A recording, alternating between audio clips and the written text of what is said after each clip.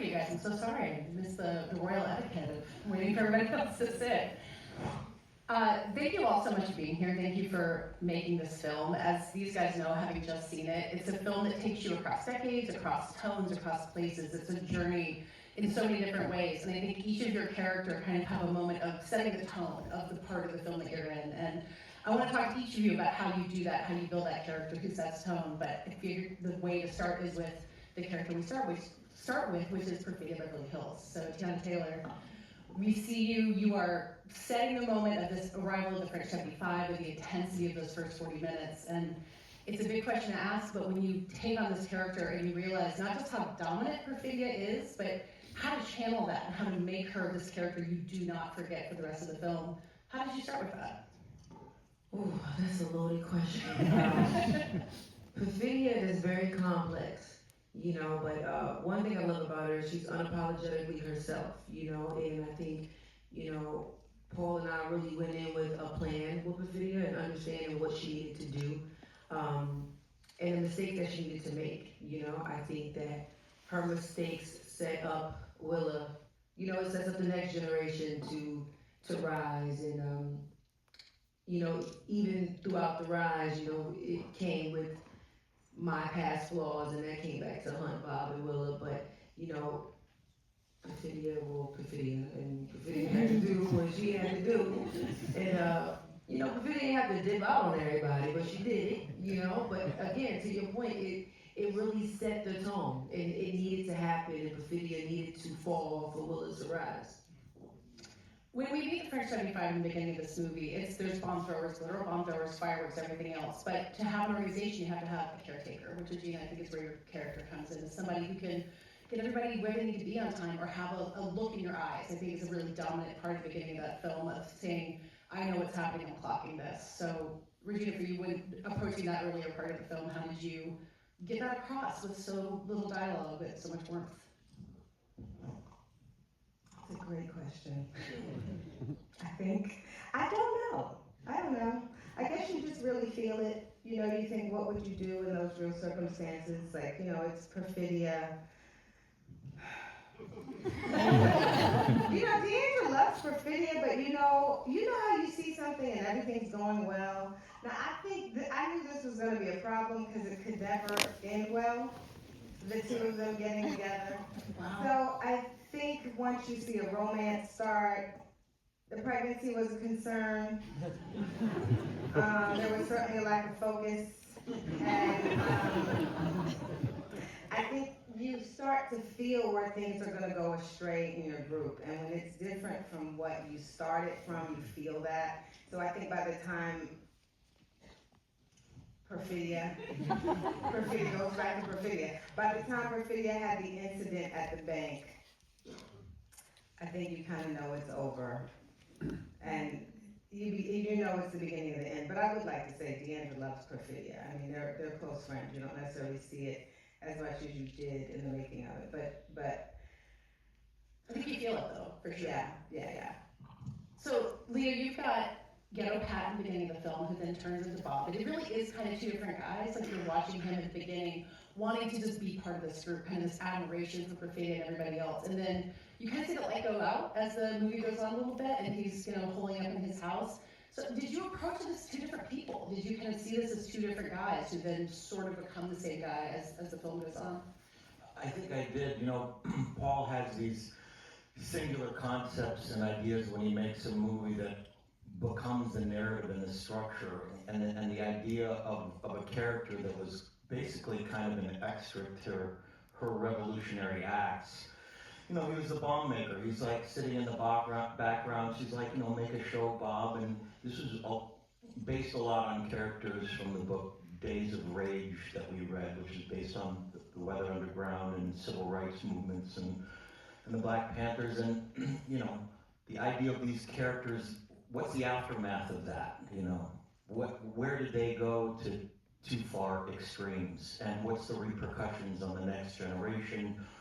And how do these people sort of assimilate themselves after they've done horrendous acts themselves? And so the idea of meeting Bob again there were a lot of different conversations of that. And I think I figured out the idea that he had to sort of self-medicate himself from the trauma of what he experienced, and now he's raising this daughter, completely paranoid about the world around him, offline, you know.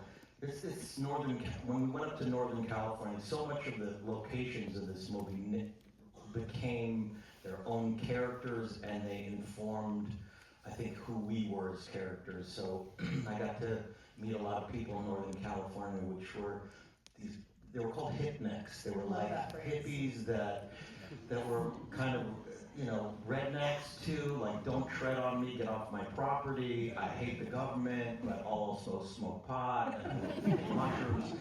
So that kind of informed who Bob was in the aftermath, and then the whole idea of having to protect a daughter and being completely ill-equipped to do so and not knowing how to relate to her or the next generation whatsoever. A lot of these, going to these locations were a huge part, I think, for all of us, of creating these characters. Were the Hitniks as fun to hang out with as it sounds? It sounds like a good time. I kind of loved it up there. Maybe a little paranoid though, maybe it's hard to really relax around them. Talking about these characters kind of setting the tone for sections of the movie, I think Sensei is a huge tone-setting character. I mean, that Sensei's part of the movie is such a wild ride, but it's not just that Sensei is kind of a problem solver. He's the guy who you want to train your daughter to help you out of jail, but he's so loving. He's such a locus point for this entire community. And Benicio, it's my understanding that a lot of that part of his personality came from you, kind of understanding how he's going to fit into the entire world around him, not just Bob's story. Is that true? Well, not really. Not really. It really came from Paul. And, you know, sitting there and working on the story, and working on my character with Leo, I think that, you know, we all chipped in and, you know, I'll tell you a story. Paul told me that he wanted me in the film and that Leo was already in it. And I said, well, he didn't tell me much about the character. He just sent me a picture, a photograph of a poster of a tiger in a judo kimono. And that was it. And then the script had some things that we questioned and this and that, but there was one line that two words that were really poignant, and Paul kept repeating them as ocean waves. And also the introduction of the character where he tells Willa, breathe.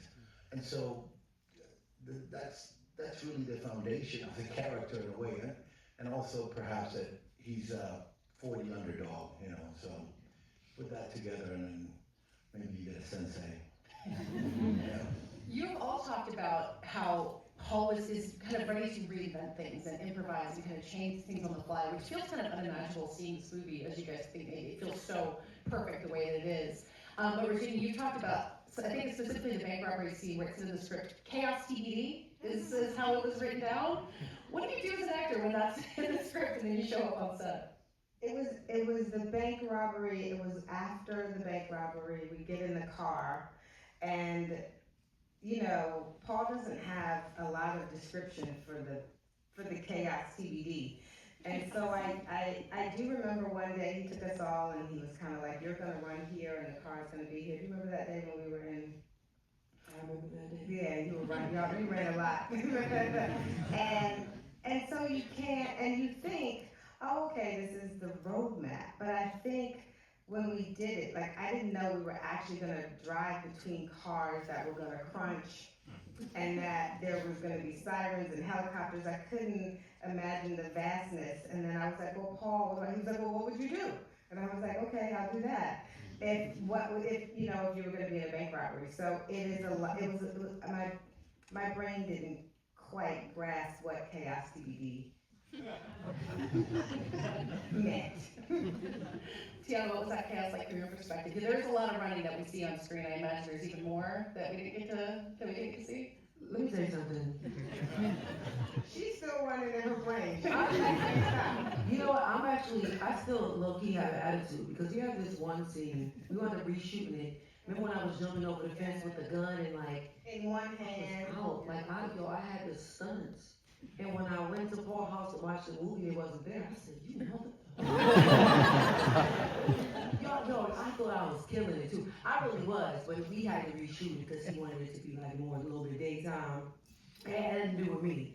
But yeah. I killed It it. might have to do with me, my knee gave out. He gave out. You know what's crazy? I was looking at you to see if it was okay. I was looking at you to see if it was okay to say that, so, because I know I had said it one other time before, and she looked at me like, my girl knee gave out. I've been waiting to tell the story. Her knee gave out. We was running out the bank. She started limping. I said, but baby, come on. I put it in the character. I put it in the character. I really was. I said, baby, we caught. And I had just caught a body in We it wouldn't too. have got caught if you hadn't shot him.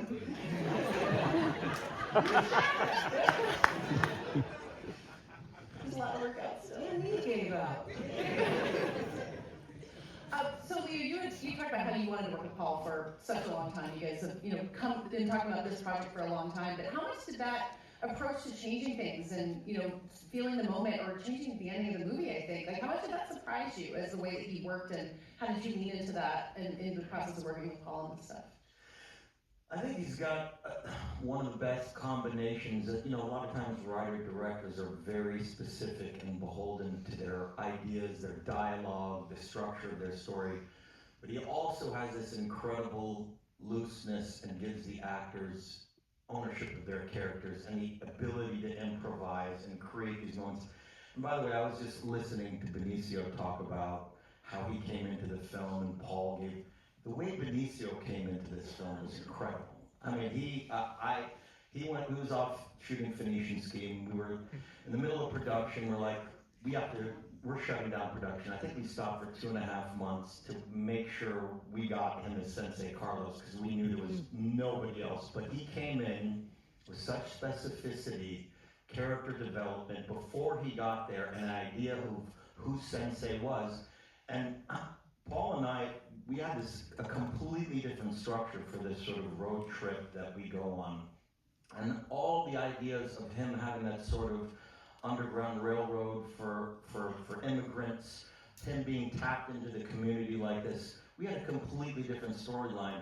And it's a combination of that specificity that came from Benicio and that how fervent he was about who Sensei Carlos was and who he knew in the community and what he would and wouldn't do, and the flexibility of Paul to take on those ideas and in 2 days create this entire compound with a family, with that whole situation where he goes underground to a church, that whole hallway with all the skater kids. That was made up in 2 days. And that's the beauty of what Paul does. I mean, if you come to him, most of the ideas you come to him with, he's like, I don't know about that. But that one idea that you have, he's like, okay, that's a good one.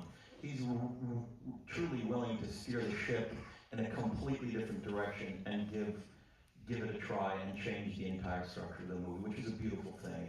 It's one of his great talents. Yeah. So Benicio, you weren't willing to take the credit for any of this, but now we know that you really were responsible for a lot of this. Well, there's always two sides to every story. So, there is a truth about Paul being able to pivot on a dime. And it is true that, I had my questions, and Leo and I, we packed at him, with questions, and that's how. But Paul was willing to say, like Regina said, what would you do? What would you do? And, so we started like that, and then it just went. And then Flo, who was doing the, set design, she was incredible too. She was like, we were going to visit churches to see where we could take the migrants to, and because she and Paul knew that maybe the only place that migrants would be able to be safe from, being arrested was either churches or Indian reservations. So, so it wasn't just me, but maybe there was a spark in it, but it just, everyone was moving everything to make it happen. And, you know, I mean, Leo would give me lines too. Hey, how about you say this, you say that, you know? And so there was a real community and a real, you know, really like the cliche of like, you're only as good as the actor you're working with. It's a fact. And I think Paul understands that, and he allows the actors to really, you know, encourage each other and make each other better. So Regina, you're Paul's neighbor, I believe, in this part. Not why you're in the movie, but you've known him in that capacity for some amount of time. But maybe the same question is for Leo. How much did this way of working take you by surprise, or allow you to elevate something you weren't able to do before? And you know, how different was it from the way you're used to working? You know, it was wonderful. I had been a big fan of Paul as a filmmaker, and then discovered after we met at South by Film Festival. I think he was working. I think he had just done Phantom Thread, and I loved Phantom Thread so much. And so in that we discovered we were neighbors, like not like next. I know that there's a story that makes it look like it was next doors and we share I gardens. do like imagine you guys sharing a I know, yeah. But we lived close, and so I was a fan of his filmmaking, but also the way he watched films. You know, so I used to watch movies with Paul, and I would learn so much and be able to ask questions. So to work with him was wonderful. A little bit nervous because by then we had become neighbors and friends, and so it was. I was probably a little more like, oh, but now I had forgotten about that component. No, it's not the right word. I hadn't forgotten, but it had been put to the side because I had, you know, after a while, you know, so when you don't look at them that way. But when I worked with him, I was so comfortable because there's so much discussion before you start, and you by the time you walk on set, you know, we had met everyone. Oh, I didn't meet you. Oh, I love you. I'm remembering it because I love Benicio Del Toro and I wanted to meet him so much, and I didn't have scenes with him. And I was like, when do I meet Benicio? But I had met Leo and TEYANA, and I think, no. Yes, you did. I didn't meet you. You had dinner. Yeah, You paid for it. I know, we met at dinner, but didn't meet you at the camera test and all those things. That's what I mean. I had met Leo. What was that question? I understand the whole thing. The point is, oh yes, it was wonderful.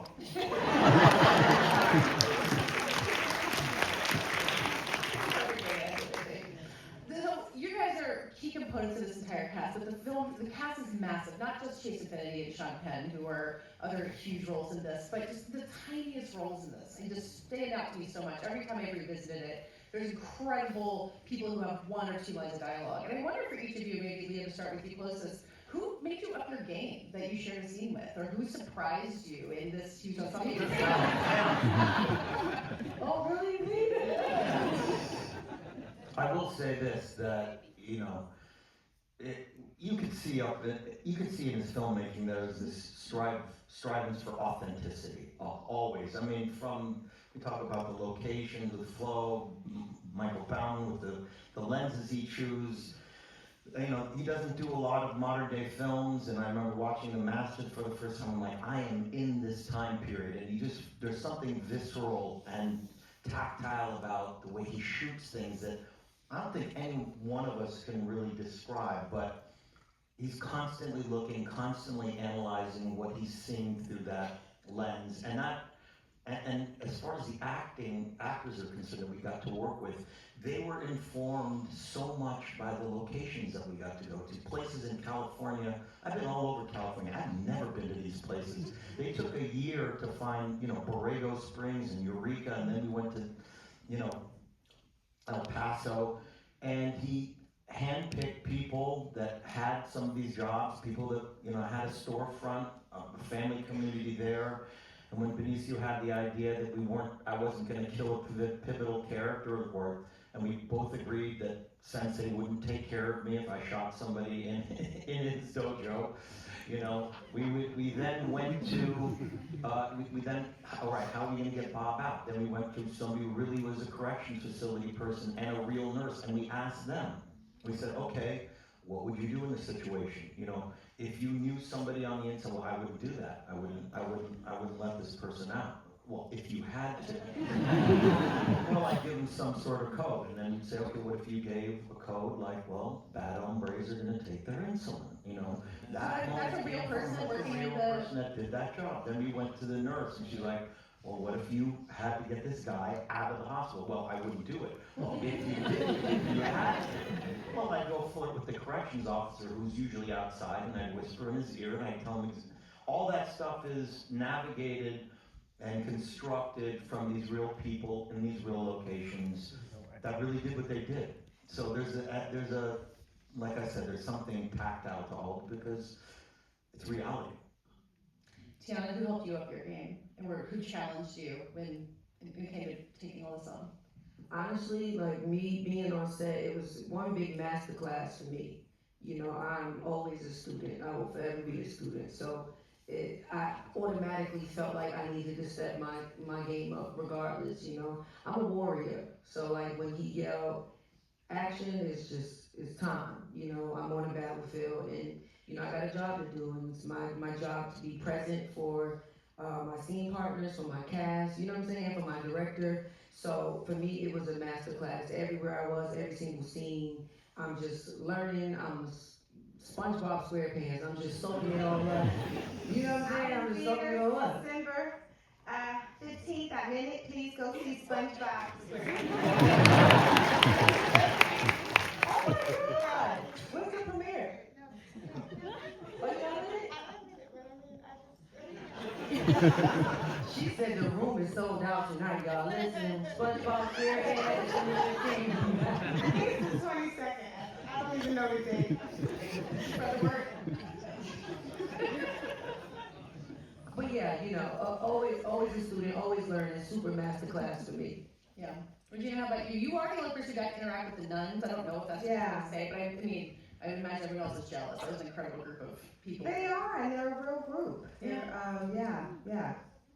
They're a real group of nuns. They make a instead they're not Catholic, but they make a vow to the cannabis plant.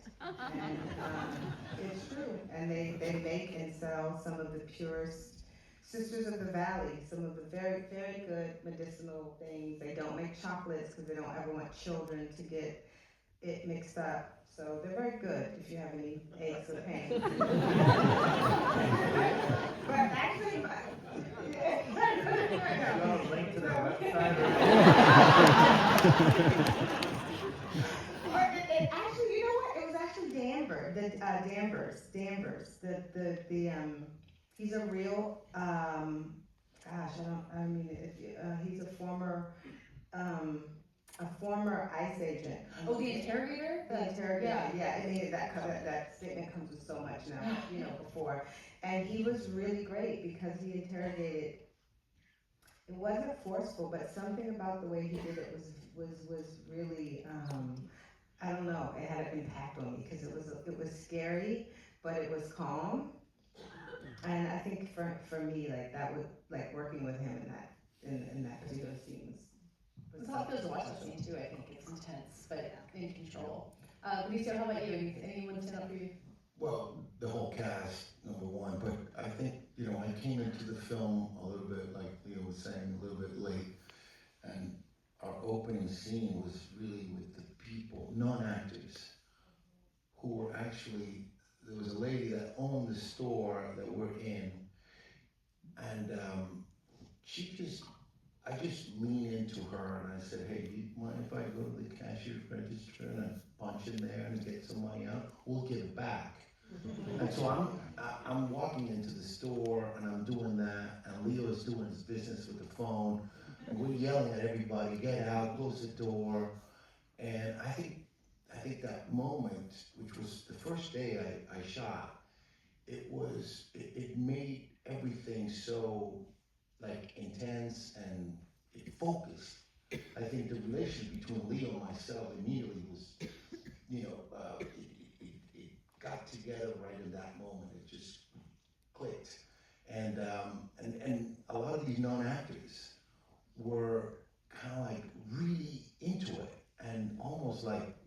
elevating us.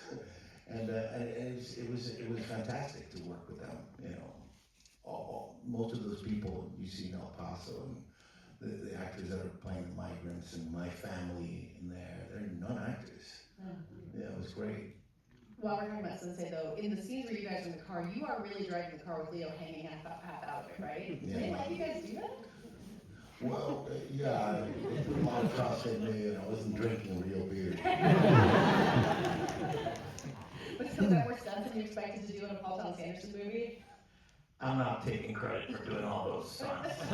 I did not fall off that building. Afterwards, I did fall into the tasting, but yeah, I mean, it's guerrilla filmmaking. It was awesome. It was awesome. I did want to ask you, he was talking about you, the business with the phone. Phone acting, I think, is notoriously difficult for actors. And you have 2 big phone scenes in this movie. How do you make those good and not feel like you're talking into outer space? I watched Al Pacino on Dog Day Afternoon. You know what I mean? That's what I did. Yeah, but it's that one singular idea. I mean, that idea takes over my whole character's journey. I mean, I just love that he made this revolution and that you think is going to make all these insanely acute decisions that are going to manifest itself in finding his daughter, and he's going to pull out all his tricks. But he didn't even write down the password. I mean, he doesn't even write down the password, and he's too stoned to remember it. And then, you know, 2/3 of the way through the film, I'm still figuring out how to get the password. It's just an amazing idea, and just felt so But I real. love what he did remember, that Mexican hairless. That And immediately, like not a minute of hesitation. Talking about specific scenes, Tiana, since this crowd has all seen the movie, we can talk about how Perfidia returns with the reading of the letter at the very end. And that's, I mean, maybe not as similar to phone acting where it's just your voice and you have to carry so much in that scene. What was filming that like for you? How did you capture that without the physicality you've been able to bring to the character in the beginning of the film? Yeah, that was a hard scene. At that point when I did that letter, we were losing Adam, and that was a lot. And me and Paul, we sat at a table with our sound guy, and all 3 of us was crying. And it was one take. Like it was one read, and that's why I took my time with it. And I cried, and I asked the questions that need to be asked to Willa. And it was so emotional. And I remember us trying to go, like months later, he was like, oh, let's try it again. And I was like, look, if it ain't broke, don't fix it. I'm like, that's the one. But I'm gonna try it for you regardless. And we tried, and he was like, yeah, this shit sucks. I said, yeah, because that one was it was so good. And I'm happy that you all have received it that way, because, you know, I'm like, I hope people can hear that, you know, because Perfidia has been a mess throughout the movie. So it's like to hear her so vulnerable and know that that letter came from a real place and the voice and the emotion came from a real place. It was really dope that people received it that way. Yeah, and you felt it at the time. You knew that it came across in a way it never would.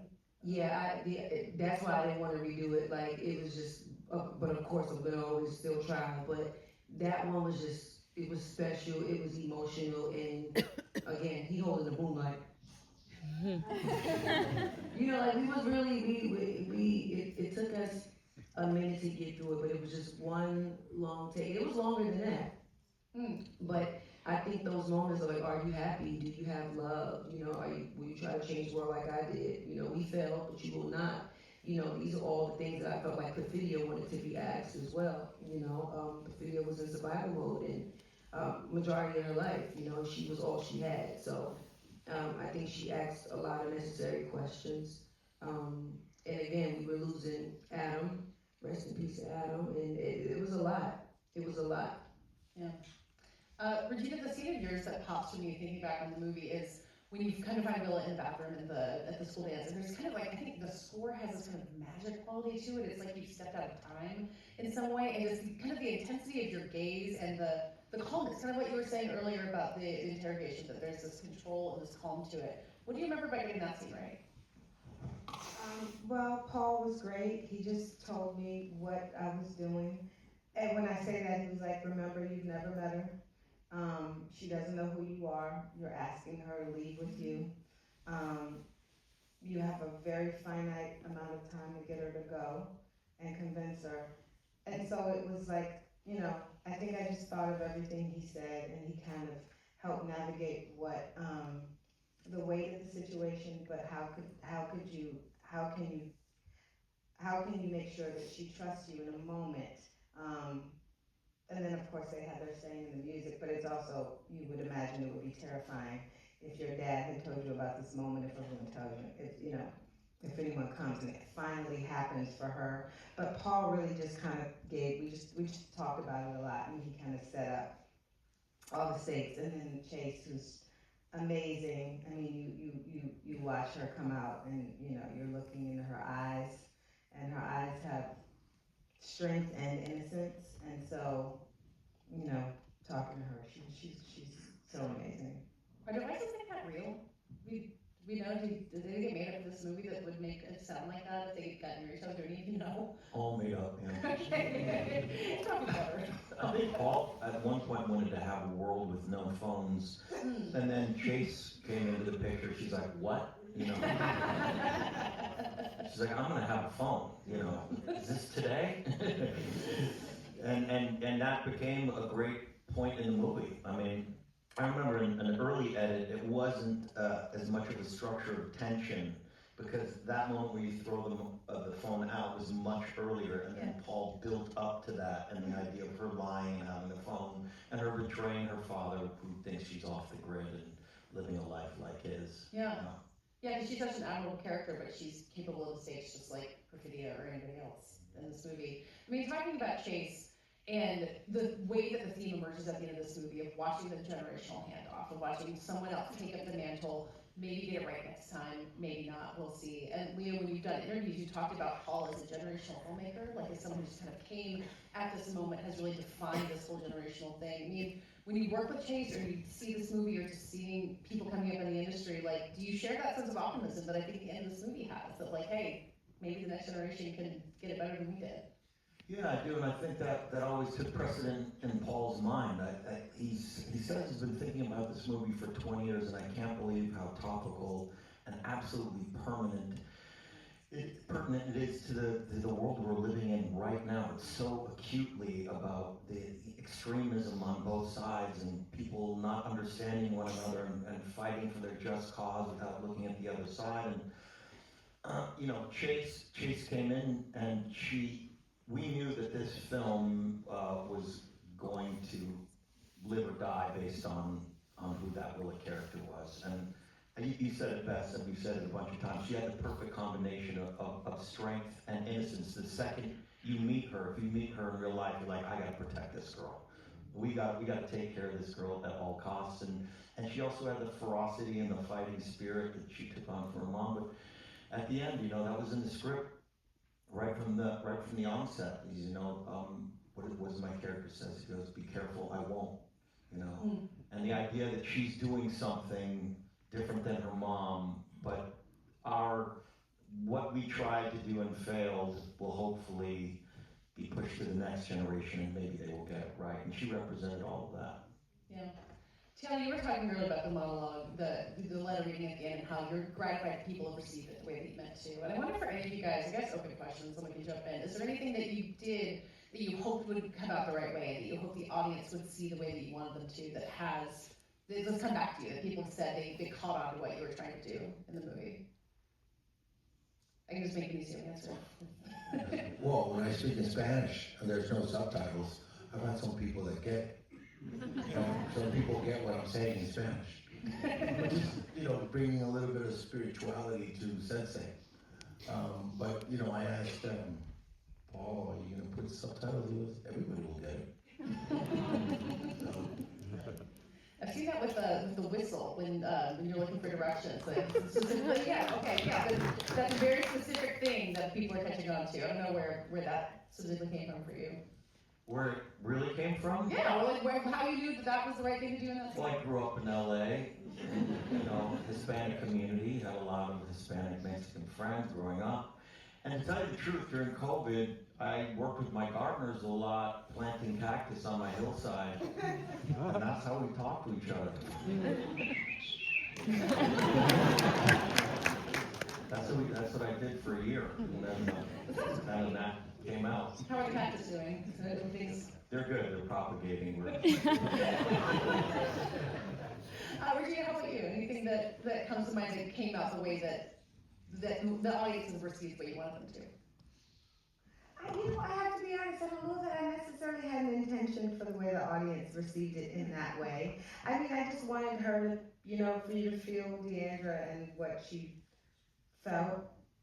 Can I say something? I have a daughter, she's 14, and sometimes she's on the phone, and I've always wanted to grab that phone and throw it out the window. So thank you. See? That's what I did. Felicia's daughter won't have a phone. Except they're all gonna sneak and have the phones anyway, is what we learned from chasing this movie. I know. Yeah. Well, thank you guys all for making this movie. Thank you all.